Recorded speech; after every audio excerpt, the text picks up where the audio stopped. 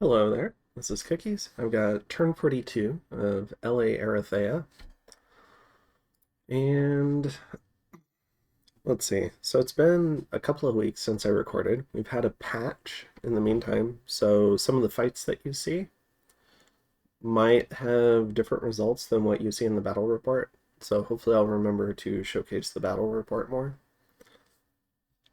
Additionally, no, I think that's it.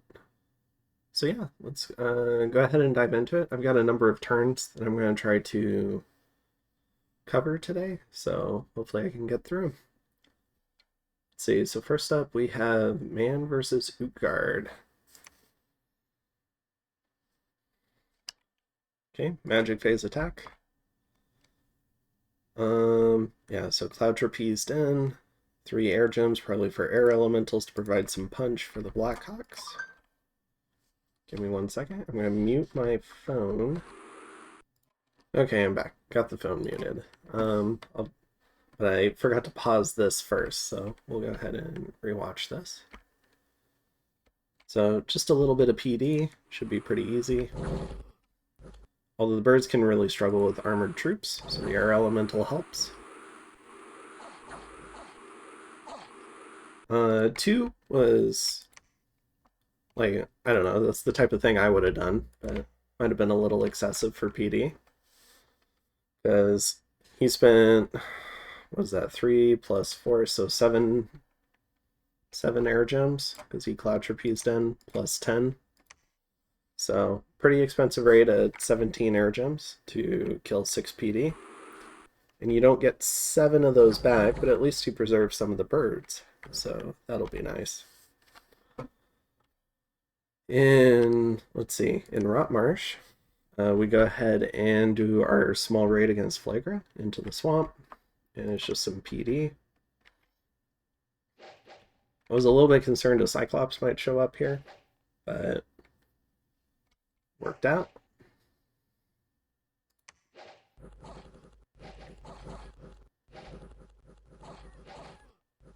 Hoplites are pretty good troops, especially with the formation fighter.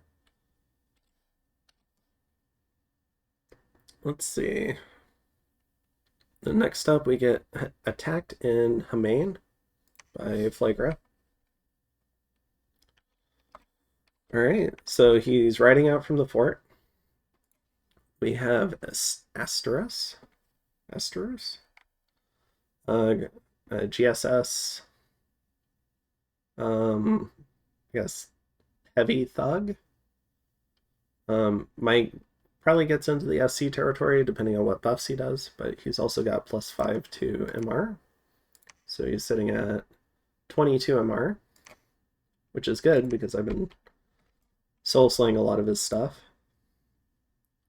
And then we have an Impressor Archon with a bunch of air and astral gems, some slaves, this guy who's air and earth but no gems, so probably just some evocations or some painting some earth buffs, and then a Cyclops Smith probably for some earth buffs. So let's see what he does. We have the Giants backed by Terracotta. I probably would have put the Mouflon Cataphracts on a flank, like over here. And they're riding into one of my armies. So we have just a scattering of mages in the back. Now, Flagra can do Gift of Flight and Air Elementals, but I haven't seen a lot of that from Flagra. So I haven't been putting a lot of troops on like bodyguard duty.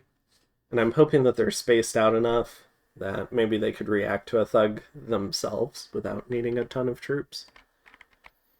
But definitely the type of thing where maybe if he had like an Air 2 Archon somewhere, he could, like, the same bird attack that we just saw Man do would probably do a lot of work against my army if you got lucky and it just ran to the back. So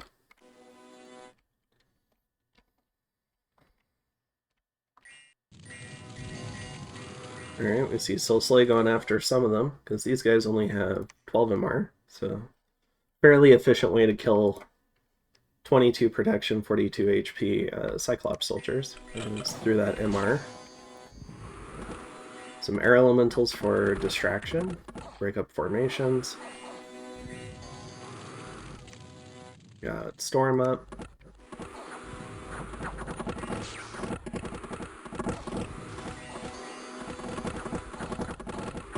And a little bit of a lance charge here.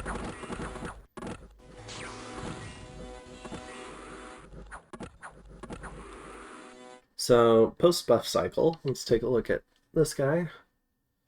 So we're sitting at 26 MR, so he got off some sort of anti-magic, probably resist magic for just himself.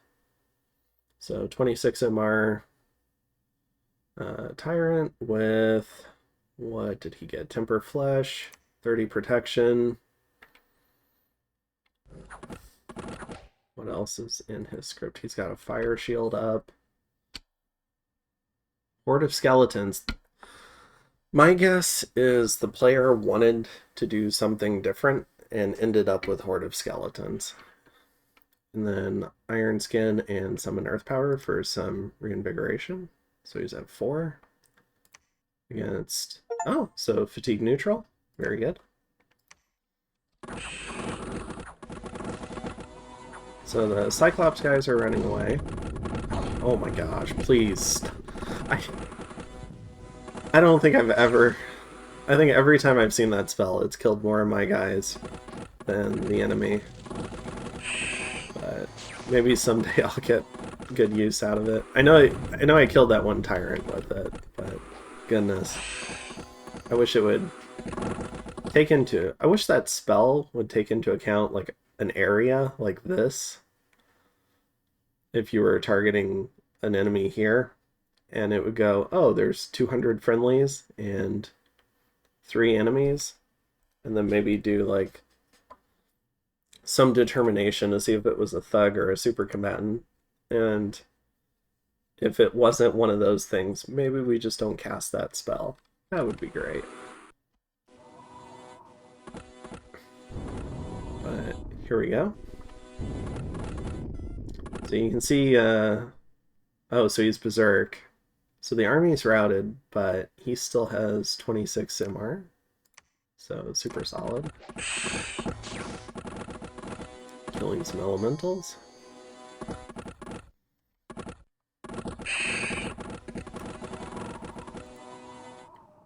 Down to 64 HP. Does have recuperation, but not regen. Look at that, like, they're just missed it by that much. Anyways, I think I counted it when I was playing the turn, and it was something like around 50 various, like, MR spells that were cast at him. And if I did the math right, I think he was probably supposed to tank about 100. So there is potential that he could have killed a lot of hoplites, maybe routed the hoplites, and then things could have spiraled. But he got unlucky, so... Let's see. Next up, Patala going after some indies. Woo! This is fun. Jane Goodwill's power tripping intern. Or Goodall's. Turn 14 hit points, regen. Is the Pretender, so has turned his Pretender into a size 6 tart. Pretty cool. Death Blood gives vampires. Astral Blood gives horror cannons. Air, maybe this guy's died a couple of times, but Air probably could have cloud trapezed at some point. Can at least do Gift of Flight if needed.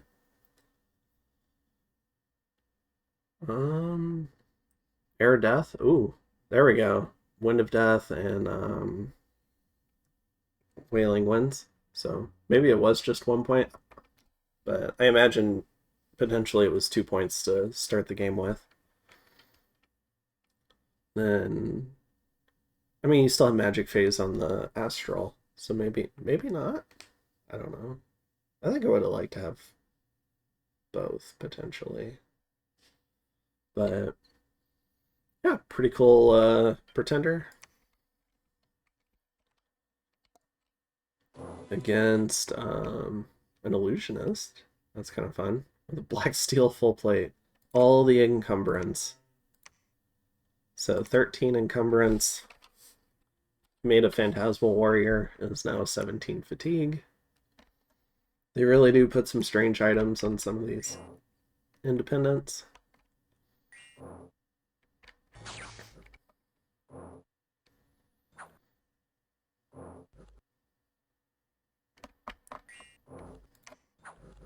So I don't think this is a challenge. It's just kind of fun to watch the pretender work.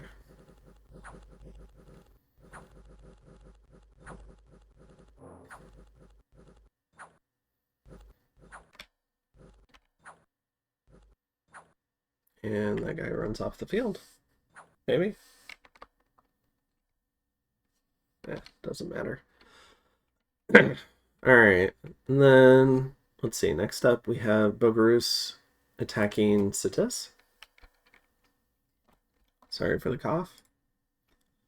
We got a Bogatyr, who's a pretty cool leader. Excellent general. +2, +1, so +3 overall with a Hero's Blade. So he can kind of defend himself a little bit or do some light thugging. I like the idea of these guys as generals more, though. But, like, in a pinch, you can definitely try to thug them out a little bit. Then we have a block of cavalry. Using up their lance charges on hybrids. And then getting absolutely murked by Tomb Worms. Again, the Bless is Morale, Fate Weaving, Undead Regen, Blood Vengeance, and Unaging. Which is nice on Deathfire mages. So.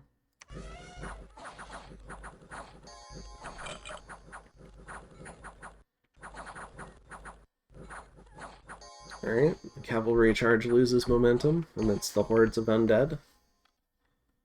Good attempt. Let's see. Utgard and Man going into the mirror. Just one Saith Kona. Is this supposed to be a gym bait? Oh, it's a ping using a mage. Okay.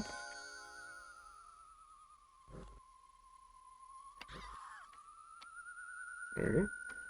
Nifty mage. You got the pretender here. Got a number of mages here. Got a whole bunch of tower guard. Let's see. Hopefully that'll mean a cool fight next turn. Or maybe we get it this turn. Sitis going into Bogarus. So we have a Foul Beast, we have an Etten, so some hybrid, like Foul Spawn stuff. Let's see, so we have the Holy Four Prophet. Any interesting mages? These guys have air gems, so we have air elementals. Maybe buffs from this guy, maybe anti-magic. That's my guess. Anti-magic would be huge for because of the Tomb Worms. A flambeau on a sage. That's fun. We have a number of sages. They're already astral too. Sourmancers, got some death gems. Ooh, a lot of death gems. Some struts, fire gems, maybe fire elementals. So maybe a little bit of elemental spam, and then a pretty nifty white mage. Ooh. Baba Yaga. Okay. That makes sense. I was wondering if it was Baba Yaga. Alright. Really cool Wailing Winds, Winds of Deathcaster. Can also do Fell Vapors. Water Death can give you Stygian Rains if that's called for. I'm not sure what you can do with Nature Air. But yeah, really cool mage. Kind of excited to see what the white mage form does. We do have Light in the Northern Star. We have some pretty cool Zamays. So I did a single player game as Bogarus before I started diving into multiplayer. And, or no, I did one as Roos as well. And Roos was the one where I played with some Zamays. And the Fire Breath is really cool. But when you're playing on a cold nation, the cold-blooded trait can really drag them down very quickly, so they tend to fatigue out super quickly. But I forget. I think I was chatting with Satis about this fight. I think he said Bogarus was running a warmer Dominion. So he's got a bunch of these Zamays. And then he also said he was doing like an interesting communion. Astral 7. Ooh, fun. And then this guy as well. Alright. Pretty cool. Looking forward to it. Heavy cavalry fighting in the gate. I think ideally you would have fought outside the gate or inside the gate to get more of the lance charges off. Hopefully they don't all die to evocation spam. Here's the elementals. Here's the Zamays.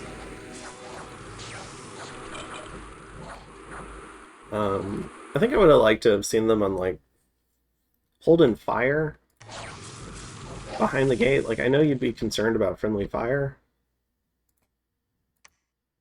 Area of effect 1.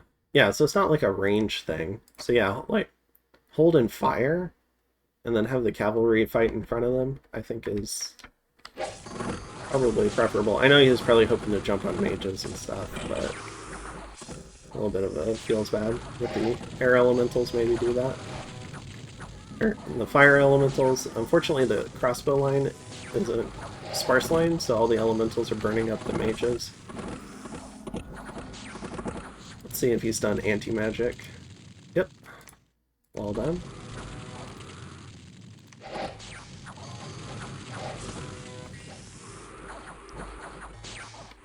Tomb worms are fighting. Now, I do believe this is affected by the replay bug, so I think what we're going to see here is it looks like Bogarus might be pulling it out and winning.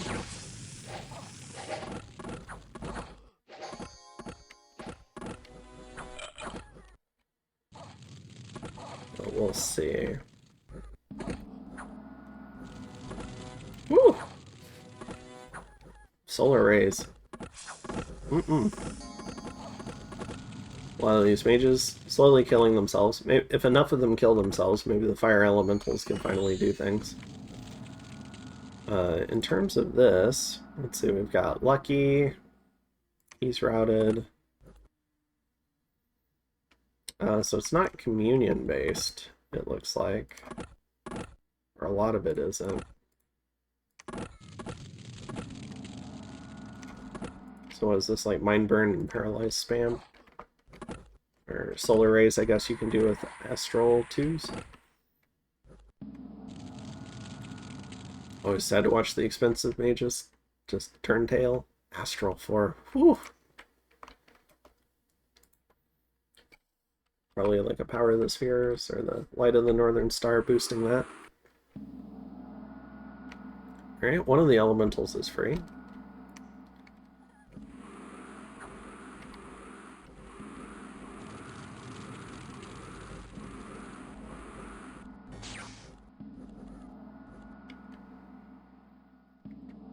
Okay, so Satis does win in this version. So Satis won in the actual battle. If I remember right, I don't think Darkness, oh my goodness, ended that quickly, but I could be misremembering.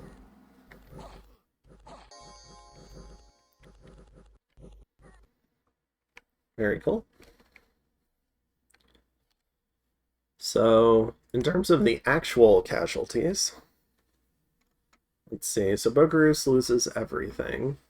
Sitis loses 61 Tomb Worms, and 3 of the Sauromancers, and an Etten, and a Foul Beast.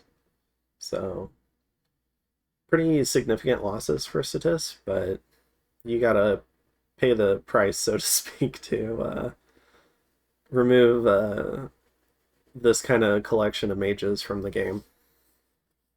Because there was, between the Pretender and the 2 heroes, and the, what was it, 3, 6, 11, 12, like 20 mages, and you've only committed 5, you're going to pay a pretty hefty price in troops to do that kind of trade. So, whereas Bogarus had significantly fewer troops, and they were generally of lower quality than what Sitis brought. So, kind of the trade-off that was made, but really liked the scripting from Bogarus. I thought that was fun. Put some effort into the cap defense. You always like to see it. Then next up, we have Man attacking Utgard in the mirror. Okay, so doesn't send the whole army, sends a contingent to go in.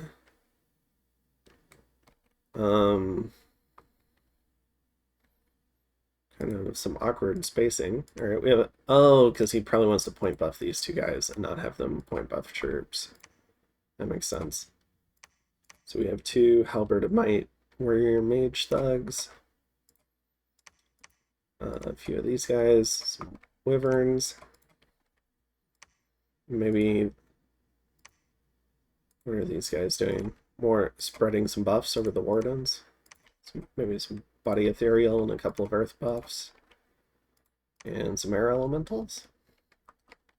And what do we have inside? Nothing at all except some Hurlers. So,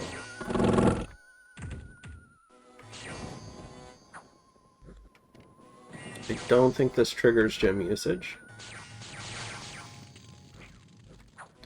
Could get a little awkward here. Luckily, these guys do have a Lightning Malice, so the air magic is super effective. And the little bit of Body Ethereal helps. So, well done. Loses 1 Wyvern. And then we have our battle at the Fortress of Pergamy. So I believe this is us storming.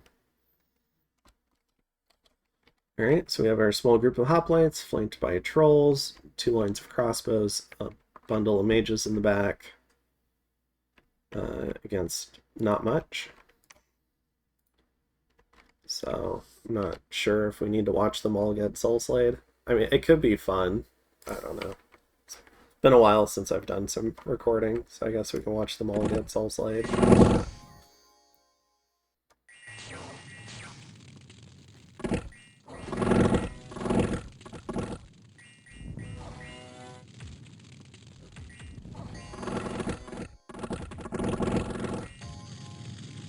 Alright. And lose nothing. Cool. Take the fort. We get some nature gems from the fort. Some Indies attack Lyratos. So we got some barbarians.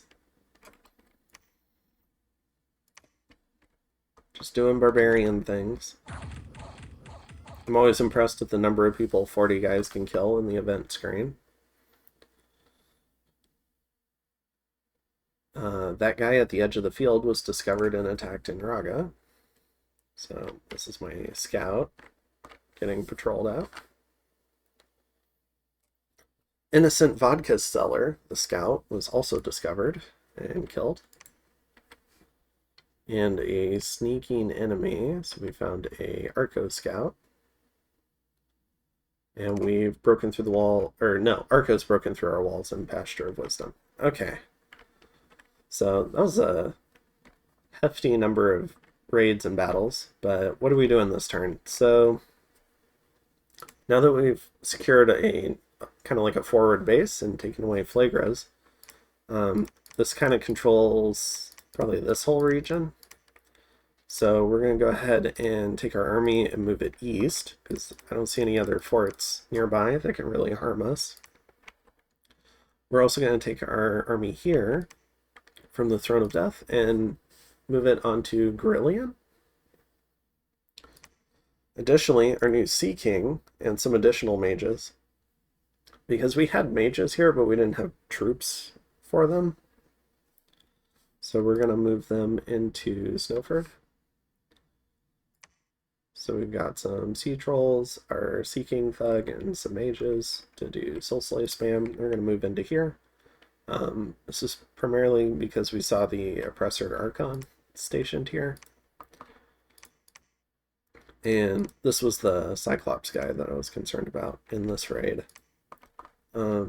We are not seeing a whole lot here, but we do see a new Tyrant, so we got to be aware of that. And we're not seeing a whole lot here, but we are seeing 3 Cyclops Smiths, so we got to be aware of that. Additionally, let's see, what are we doing? Other than that, I think we're just continuing to build up infrastructure behind this push. I want to get as much of the infrastructure in place while our upkeep's high as I can before pushing the upkeep even higher, because at that point we won't be able to afford it. And I want to have enough forts to be able to adequately hire mages and troops, even if a couple of them get put under siege. I don't want to be that 3-fort guy where they magic phase on all your forts and your game is done. So I'm hoping to be at least a little bit harder to get than that.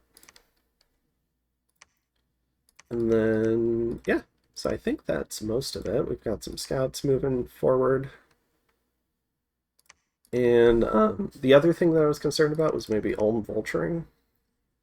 So like these two are not necessarily provinces I would have prioritized right away, but I do want to block off the vulturing if I can.